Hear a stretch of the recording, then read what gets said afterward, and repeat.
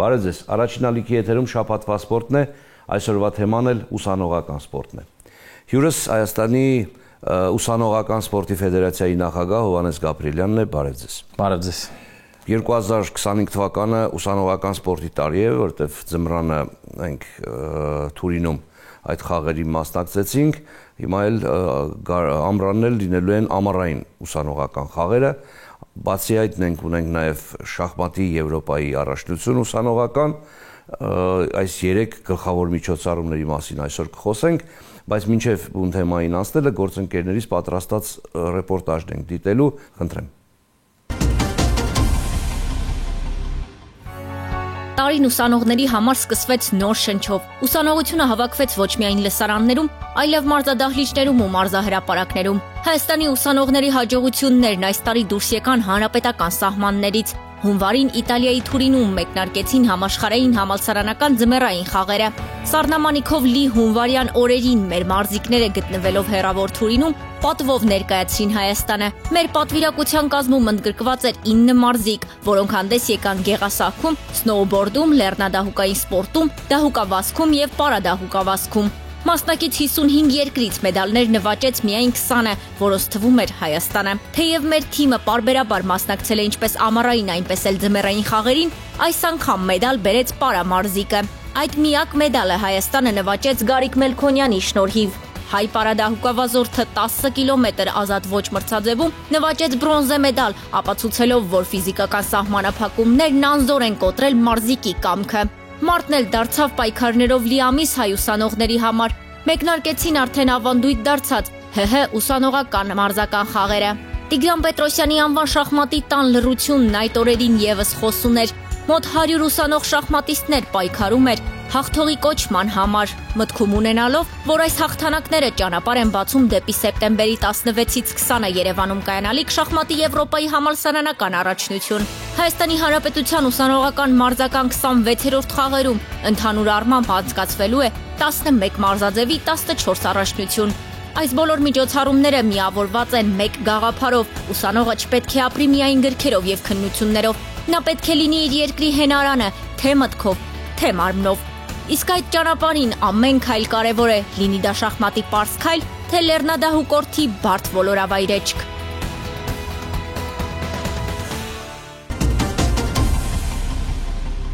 Մենք վերադառնում ենք տաղավար եւ շարունակում ենք զրուցել Հովհաննես Գաբրիելյանի հետ։ Պարոն Գաբրիելյան, ընդհանրապես վերջին տարիներին բավական աշխուժություն կա ու Հայաստանը շատ լուրջ ներգրավվածություն ունի միջազգային ուսանողական շարժման մեջ։ Ընդհանրապես ուսանողական շարժումը այսօր օլիմպիական խաղերից հետո իր մասշտաբով, իր քանակով երկրորդն է եւ ամբողջ աշխարհում շատ տարածված ու հարգված միջոցառում է։ Ինչպես է գնահատում Հայաստանի մասնակցությունը ուսանողական խաղերում, ներգրավվածությունը եւ մեր ունեցած դիրքը միջազգային ասպարեզում։ Շնորհակալ եմ, պարոն Գյուլյան, իհարկե առիթի համար խոսելու համասարանական սպորտի մասին եւ նաեւ ձեր ուշադրության համար, որ տեղեկացված եք։ Իրոք համասարանական սպորտը ամբողջ աշխարհում բավականին ակտիվ ընթացքի մեջ է։ Յուրաքանչյուր տարվա ընթացքում կազմակերպվում են իհարկե առաջինը հանրապետական Հայաստանում տարբեր մասշտաբի միջոցառումներ, հանրապետական միջբողական, երբողական խաղեր, միջազգային ասպարեզում կան համաշխարհային ունիվերսիադաներ, ինչպես նշեցիք, ամառային, ձմեռային, դրան հաջորդող տարիների ընթացքում կա աշխարհի առաջնություններ, աշխարհի համասարանական գավաթներ եւ լիգաներ տարբեր մարզաձևերից։ Նույնը եվրոպական մասշտաբում եւ իհարկե մեզ վերաբերում է Եվրոպան որպես եվրոպական երկիր։ Այսինքն բոլոր մակարդակի ուսանողական խաղեր կան եւ դրանց գլխավոր իրադարձությունը ուսանողական համաշխարհային խաղերն են։ Ինչպես եւ մյուս մարզաձևերում օլիմպիական շարժման դեպքում։ Եվ ինչպիսին է մեր ուսանողների ներգրավվածությունը։ Արդյոք մենք իսկապես ուսանողական ներգրավվածություն ունենք, թե այստեղ էլ այնտեղ էլ պրոֆեսիոնալներին ենք ներգրավում։ Իհարկե, Հայաստանի ուսանողական մարզական ֆեդերացիան լինելով թե համաշխարհային սպորտի միջազգային ֆեդերացիայի, թե եվրոպական ասոցիացիայի լիիրավ անդամ, բավականին ակտիվ գործունեություն է ծավալում։ Մեր մարզիկները, ուսանող մարզիկները մասնակցություն ունենում համաշխարհային ունիվերսիադաներին եւ ձմեռային եւ ամառային իհարկե համաշխարհային ունիվերսիադաներին մասնակցում ենք պրոֆեսիոնալ մարզիկների մակարդակով, որոնք որ Հայաստանի հավաքական թիմերի։ Եվ այդպես ամբողջ աշխարհում է։ Այո, իսկ եվրոպական մասշտաբում, եվրոպական ասոցիացիայի միջոցառումներում, ինչպես նշեցիք շախմատի Եվրոպայի առաջնությանը, մենք մասնակցում ենք մեր բուհական թիմերով, այսինքն այն մարդիկ են մասնակցում, ովքեր որ մեր Հայաստանի առաջնություններում համասարանական գրավում են բարձր տեղեր եւ բուհը գործում է, այսինքն երկու մակարդակում էլ եւ պրոֆեսիոնալ եւ կիսապրոֆեսիոնալ կամ սիրողական մակարդակում մենք ունենք միջազգային լիարժեք մասնակցություն։ Ձմեռային խաղերում մենք երբևէ լուրջ հաջողություններ չենք ունեցել, իհարկե եղել են այսպես արկայծումներ, բռնկումներ, բայց տևական ու ավանդական չեն այդ հաջողությունները, բայց այս տարի նշանավորվեց նրանով, որ մենք առաջին անգամ հաշմանդամների պայքարում լուրջ հաջողություն ունեցանք։ Ինչով է պայմանավորված սա։ Վերջին երկու համաշխարհային խաղերում ներգրավում են նաև պարա սպորտի ներկայացուցիչներին, այս տարվա ձմեռայինը բացառություն չէր, եւ Գարիկը Մելքոնյան, մեր գյումրեցի պարը դահոկավազորդը կարողացավ նվաճել բրոնզե մեդալ, ինչը բավականին լավ արդյունք է թե Գարիկի, թե մեր համար։ Դրանից առաջ ձմեռային ձևերից խոսելու մենք ունեցել ենք նաև հենց դահոկավազքում մեր լավագույն մարզիկներից Սերգեյ Միքայելյանը, երրորդ մրցանակային տեղ եւ Lake Placid-ում անցկացված ձմեռային ունիվերսիադայում 23 թվականին մեր մյուս Միքայելը արդեն նվաճեց 4-րդ տեղ, որը շատ ափսոս է, բայց նորից կարելի ասել գլուխ գովալու առիթ է տալիս։ Այո, ասել է թե դրանք պարբերաբար են լինում եւ այդքան նույնիսկ հիշում եք թե երբ ինչ ենք ունեցել ձմեռային խաղերում, ինչը չեք ասի ամառային խաղերի համար, որտեղ այնտեղ ավանդաբար շատ լուրջ հաջողություններ ենք ունենում։ Ինչ թիմով ենք մասնակցելու այս տարվա ուսանողական խաղերին։ Այս տարի ամառային համաշխարհային ուսանողական խաղերը կամ ունիվերսիադան անցկացվելու է Գերմանիայում, Ռեն-Ռուր նահանգում եւ Բերլին քաղաքում։ Միանգամից 5 քաղաք են ներգրաված միջոցառումների իրականացման, դրանք են Դուսելդորֆը, Էսենը, Բոխումը, Դուսդորֆը, մի խոսքով բավականին մեծ աշխատանք է եւ այս տարի ներկայանալ են 30 հոգանոց պատվիրակությամբ 7 մարզաձևեր ենք ներկայացնելու Հայաստանի ուժեղագույն թեթև ատլետները, մարմնամարզիկները, նույնիսկ գեղարվեստական մարմնամարզուհիներն են մասնակցելու, լողորդները, ձյուդո, տեքվանդո եւ նաեւ սուսերամարտ։ Մի խոսքով բավականին լավ ներկայացուցչական կազմ ունենք եւ հույս ունենք, որ նաև կլինեն մեդալներ, ինչպես նախկինում է եղել։ Շատ բարի, բայց մեզ համար պակաս կարևոր չէ Եվրոպայի ուսանողների շախմատի առաջնությունը, որ կայանալու է Հայաստանում։ Սա բավական լուրջ միջոցառում է ու ինքներդ կասեք հիմա թե քանի երկրի, քանի թիմ է մասնակցելու ու քանակապես քանի մարզիկ ընդհանրապես։ Իրոք մեր համար շատ կարևոր է Հայաստանում իրականացող միջոցառումները, այն էլ միջազգային մասշտաբի, Եվրոպայի շախմատի համասանական առաջնությունը երկրորդ անգամ է հյուրընկալվում Հայաստանում։ Հենց կարելի ասել անդանիկ միջոցառումը 2015 թվականին էլի մեր նախաձեռնությամբ է եղել Հայաստանում։ Համատական անցկացնելով նախորդ Հայաստանում անցկացված միջոցառման եւ այս տարի սեպտեմբերի 16-ից 20-ը կայանալիք Եվրոպայի շախմատի առաջնության մեջ պետք է ասեմ, որ անցած անգամ մասնակցում էին 10 երկրի շուրջ 75 մասնակիցներ, որոնք ներկայացված էին 25-26 բուհերից եվրոպական։ Այս տարի արդեն հələ մինչև սեպտեմբեր դեռ ժամանակ ունենք, բայց արդեն գրանցվել է 47 համասարաններ եվրոպական 20 երկրներից եւ գրանցումը դեռ ընթացքում է, այսինքն կրկնապատկվելու է քանակը, որը աննախադեպ է նման միջոցառման համար Եվրոպայի մասշտաբում։ Հույս ունենք եւ վստահ եմ նաեւ, որ Հայաստանում կանցկացվի միջոցառումը բավականին բարձր մակարդակում եւ մեր հյուրերը, որոնք որ ուղակի շախմատիստ մարզիկներ չեն, դրանք համասարանների ներկայացուցիչ։ Բայց նրանց մեջ չեն լինելու դեմքեր, որոնց մենք գիտենք։ Իհարկե, լինելու են, մենք չունենք սահմանափակում եւ մասնակցելու են իհարկե գրոսմաստերներ, թե աղջիկների, թե տղաների պայքարում, միջազգային կարգի վարպետներ։ Հիմա շախմատը շատ է երիտասարդացել։ Հիմա արդեն ուսանողական տարիքում պիտի ինչ անես։ Դրա համար պիտի որ գրոսմաստերներ ու դեմքեր, որոնց անունը երբևէ մենք լսել ենք, լինեն։ Արդեն գրանցումների մեջ կան Լեհաստանից, Խորվաթիայից, Իսպանիայից, Հայաստանից։ Իսկ մեր թիմը կա արդեն, գիտենք։ Մենք ներկայացնելու 7 համասարաններով, իհարկե ֆիզիկական կուլտուրայի սպորտի համասարանն է լինելու իր լավագույն ուսանողներով, մեր մյուս ուսանողներն էլ իհարկե կլինեն եւ սիրողական, այսինքն ոչ գրոսմաստերներ, ֆիդեի վարպետներ, սպորտի վարպետներ կլինեն եւ նաեւ կլինեն իհարկե գրոսմաստերներ նաեւ Հայաստանի կողմից։ Շատ բարի։ Հիմա լավ է, որ մենք մասնակցում ենք համաշխարհային ունիվերսիադաներին, զանազան միջոցառումներին, բայց հիմքում պիտի լինի հենց տեղում կազմակերպվող միջոցառումները։ Պետական աջակցությունը կա, գիտենք, բավական այսպես ուշադրություն կա դեպի ուսանողական խաղեր, ուսանողական սպորտ, բայց ամենակարևորը բուհերի իրենց վերաբերմունքն է ուսանողական սպորտին։ Բուհերն իրենք ունեն բյուջե, բուհերը կարող են թիմեր ներկայացնել, բուհերը կարող են այդ թիմերին ֆինանսական աջակցություն ցույց տալ եւ ներգրավվել ուսանողական խաղերում։ Ինչ եք կարծում, բավական է արդյոք այն խանդավառությունը, որ կա բուհերում դեպի ուսանողական սպորտը։ Իրականում կուզենք, որ ավելին լիներ, կան բուհեր, որ իրոք բավականին խանդավառ են եւ ներդրում են կատարում, եւ կան բուհեր, մեծ բուհեր, որոնք իրոք пассив են։ Կնշեմ ովքեր են ակտիվ։ Շատ ակտիվ է հենց շախմատի Եվրոպայի առաջնության հյուրընկալող համալսարանն է համարվում Հայաստանի պետական տնտեսագիտական համալսարանը։ Սա եզակի դեպք է մեր պատմության մեջ, որ միջազգային նման մասշտաբի միջոցառում հյուրընկալում է ֆեդերացիայի հետ հավասար, մի բան էլ ավել, որտեղ ֆորմատն է այդպիսին համալսարանը եւ իր ներդրումն է ունենում այդ ամեն ինչի մեջ։ Իհարկե մեր մեծ բուհերից բավականին ակտիվ են Երևանի պետական համալսարանը, Հայ-ռուսական համալսարանը, կան համալսարաններ, որ իրենց մարզիկներին գործուղում են տարբեր եվրոպական առաջնությունների, դա ֆիզիկական կուլտուրայի եւ սպորտի պետական ինստիտուտն է, սպորտային մայրբուհը իհարկե շատ ակտիվ են նաեւ մասնակցության առումով։ Պետք է նշեմ, որ հանրապետական մասշտաբի խաղերը սկսում են մարտ ամսին եւ շարունակում են մինչեւ դեկտեմբեր։ Այսինքն այդքան երկար մենք ունենում ենք 13 մարզաձևի 16 առաջնություններ տարբեր, որոնց մասնակցում են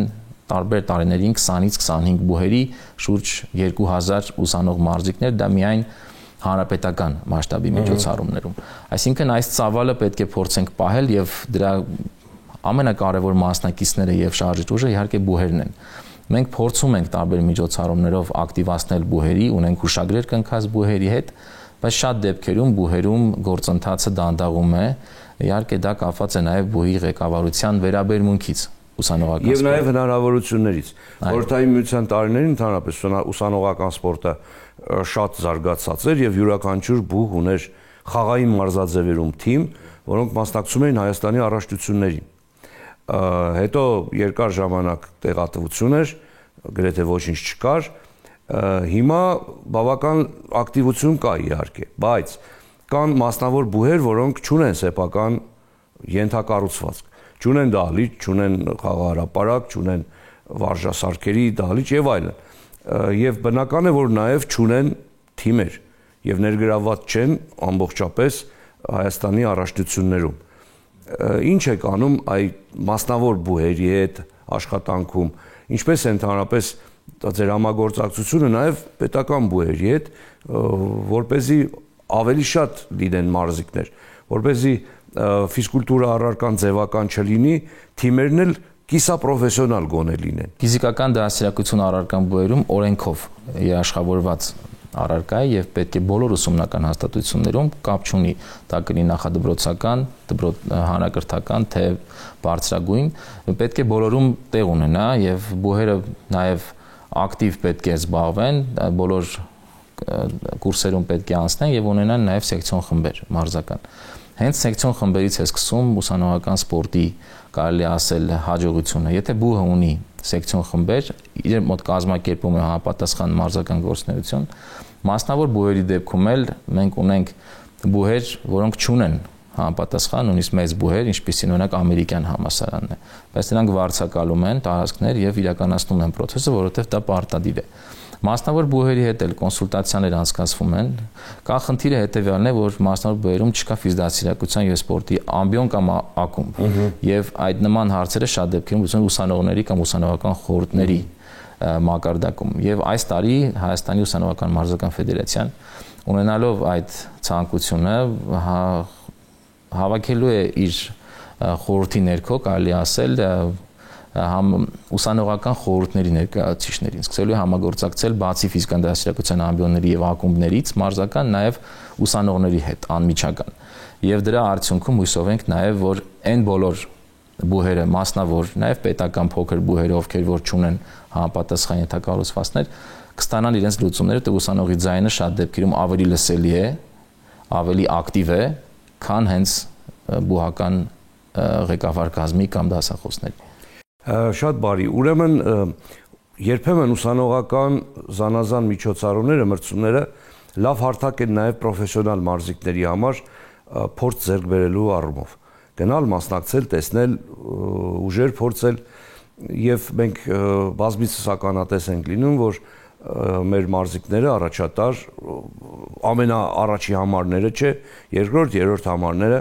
գնալով փորձ ձեռք բերելով հետագայում կարողանում են հաջողության հասնել իրենց պրոֆեսիոնալ մրցումներում։ Համագործակցությունից գոհ եք ազգային ֆեդերացիաների հետ։ Արդյոք նրանք բոլորը պատրաստակամ են ուսանողական սպորտի հետ համագործակցության։ Իհարկե, Հայաստանի ուսանողական մարզական ֆեդերացիան ինքս սերտորեն համագործակցում եմ Հայաստանի բոլոր ազգային ֆեդերացիաների հետ,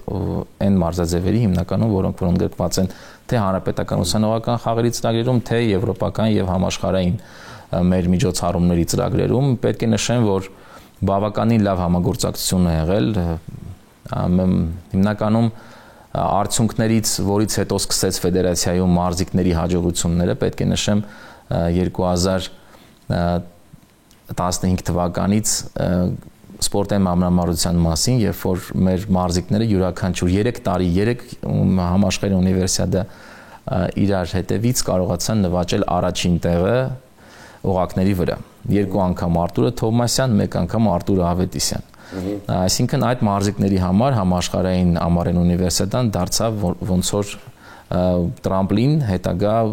հաջողությունների համար, եւ մենք սերտորեն համագործակցում ենք նաեւ այսօր եւ այս ամառային ունիվերսիադային արդեն մասնակցելու է մեր մարզիկների նոր սերունդը։ Երիտասարդ, ովքեր որ արդեն աշխարհի գավաթի եւ տարբեր միջոցառումներում լավագույն արդյունքներ են ցուցաբերում։ Իսկ եթե մի քիչ պատմական ակնարկ անենք, սկսած 2011 թվականից մեր առաջին ոսկե մեդալից համաշխարհային ունիվերսիադաներում մենք ունեցել ենք շուրջ 30-ից ավել տարբեր մեդալներ եւ լավագույն հաջողությունը մեր ամենամեծ կազմով ենք ներկայացել 2013 թվականի Կազանի համաշխարհային խաղերն էր Ռուսաստանի Դաշնությունում, որտեղ մենք ներկայացանք 60 պատվիրակով եւ ունեցանք 10 մեդալ, որոնցից ճիշտը մեկն էր ոսկե, 6 արծաթե եւ այդ թվում Արտուր Ալեքսանյանը արծաթե մեդալակիր։ Բոլոր մեր լավագույն մարզիկները այն ժամանակների, բոլոր աշխարհի չեմպիոնները, օլիմպիական մեդալակիրները, թե ըմբշամարտի ձևերում, թե տարբեր ձևերում մասնակցում էին եւ ոսկե մեդալ նվաճեցին։ Ծանրամարտ, շախմատ, Զավեն Անդրեասյան լավ հանդես եկավ։ Բոլորը մասնակցում էին եւ միակ ոսկին նվաճեց մեր սամբիստ Տիգրանը Կիրակոսյան եւ մնացած բոլոր երկրորդ տեղեր ընկան։ Դա ունիվերսիադայի մակարդակի մասին է խոսում, որ դա բավականին բարդ եւ դժվար մրցում է։ Եվ առաջիկա ծրագրերից ինչպես ենք պատրաստվել, քանի մարզիկ ենք տանելու Գերմանիա եւ հետագայում ընդհանրապես ինչ միջոցառումների ենք մասնակցելու։ Այս տարի Գերմանիայում նշեցի 7 մարզաձևից 20 մարզիկ կլինի եւ 10 մարզիչներ, որտեղ 7 մարզաձև ենք տանում, մարզչական կազմն է մեծ։ Իսկ ապագայում ունենք նաեւ մեր շախմատի Եվրոպայի առաջնությունը, այս տարի ունենք նաեւ ձմեռային ձևերի Եվրոպայի առաջնությունը, որից պետք է անպայման մասնակցենք, անցած անգամ մասնակցել ենք տնտեսագիտական համալսարանի թիմով եւ որավայրեջք ձևում սլավում գրավել ենք թիմային 3-րդ մրցանակային տեղը, բավականին լավ արդյունք էր։ Մենք աշխատում ենք նաև ձմեռային ձևերի զարգացման, իսկ ամառային ձևերից այս տարի ունենք նաև ներկայացուցչական մի քանի միջոցառումներ, դա միջազգային ֆեդերացիայի գագաթնաժողովն է, որտեղ պետք է ներկայացված լինենք, նաև պետք է մասնակցենք տարբեր կոմիտեների ընտրություններում, որովհետև ես ինքս հանդիսանում եմ միջազգային ֆեդերացիայի կոմիտեի անդամ կրթական, իսկ Եվրոպական ասոցիացիան այս տարի ունի նաև ընտրություններ եւ ընդհանուր ժողով, վեաժողով, որտեղ նույնպես ղեկավար կազմի անդամ եմ եւ կրկին անգամ պետք է փորձեմ պահպանել Հայաստանի դիրքերը այդ կազմակերպությունում։ Մի խոսքով անելիքները շատ են, Պարոն Գաբրիելյան, ուսանողական ավյունով պատասխանեցիք իմ հարցերին, բայց պիտի պատասխանեք նաև հեռուստադիտողների հարցերին, դրա համար պիտի հրավիրեմ գործընկերոջս, որ ձեզ ուղղի այդ հարցերը։ Խնդրեմ։ Սիրով։ Պատրաստ ես, Մարիամ։ Իսկ շատ են հարցերը։ Բավականին։ Խնդրեմ։ Բարև ձեզ, պարոն Գաբրիելյան։ Բարև ձեզ։ Մեր հեռուստադիտողը, որ չի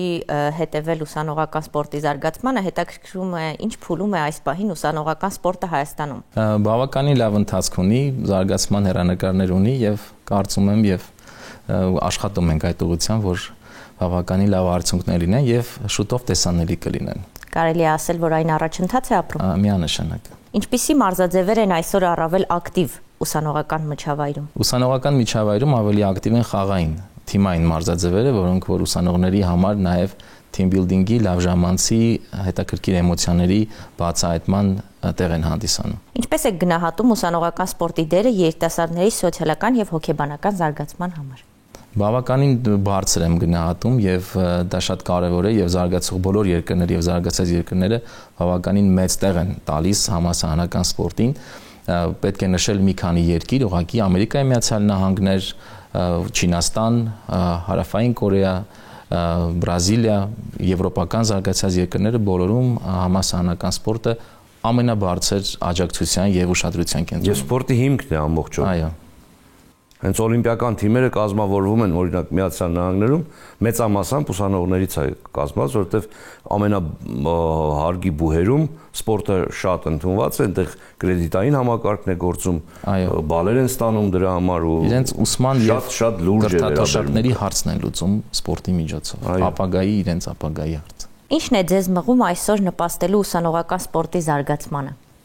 Իրականում բավականին երկար պատասխան է պահանջում ձեր հարցը։ Ինձ վստահվել է այս ոլորտը դեռ 15 տարի առաջ իմ ավագ ընկերների կողմից եւ ես փորձում եմ պատվով տանել եւ արժևորելով համասահմանական սպորտի կարեւորությունը, ինչի մասին նշեցինք, մեր երկրի, մեր երիտասարդության եւ ապագայի համար։ Եվ վերջին հարցը, ո՞րն է եղել ամենամեծ մարտահրավերը այս պաշտոնում եւ ինչպես կարողացաք հաղթահարել այն։ Պետք է կարողանալ գտնել համապատասխան աջակցություն թե պետական ֆինանսավորման, թե մասնավոր ֆինանսավորման արդյունքում միջոցառումները բարձր մակարդակով կազմակերպելու համար, ինչի արդյունքում կունենանք ավելի մեծ ներգրավվածություն երիտասարդների ու ուսանողների կողմից։ Դա ամենամեծ մարտահրավերն է, որը փորձում ենք ամենօրյա աշխատանքով իրականություն դարձնել։ Դեռ չեք հաղթահարել։ Ճանապարհին ենք, հույսով եմ կստացվի։ Շնորհակալ եմ անկեղծ պատասխանների համար։ Շնորհակալություն, պարոն Գաբրիելյան։ Սիրելի հեռուստադիտողներ, թողարկումը մոտեցավ ավարտին, հիշեցնեմ, որ թեման այսօր ուսանողական սպորտն էր։ Հյուրս էլ Հայաստանի ուսանողական սպորտի ֆեդերացիայի նախագահ Հովհաննես Գաբրիելյանը, ցտեսություն եւ մնացեք երիտասարդ։